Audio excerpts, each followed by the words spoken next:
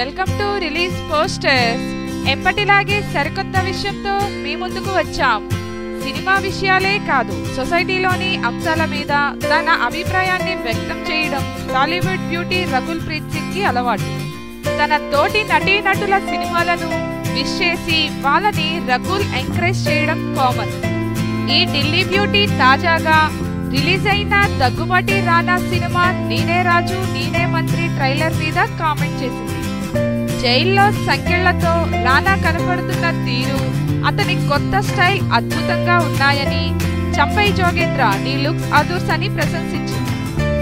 ఈ సినిమాలో రానా తనలోని మరో యాంగిల్ చూపిస్తున్నాడని టీమ్ కి ఆల్ ద బెస్ట్ చెప్పింది రకుల్. మరిన్ని లేటెస్ట్ అప్డేట్స్ కోసం మా ఛానల్ ని సబ్స్క్రైబ్ చేయండి.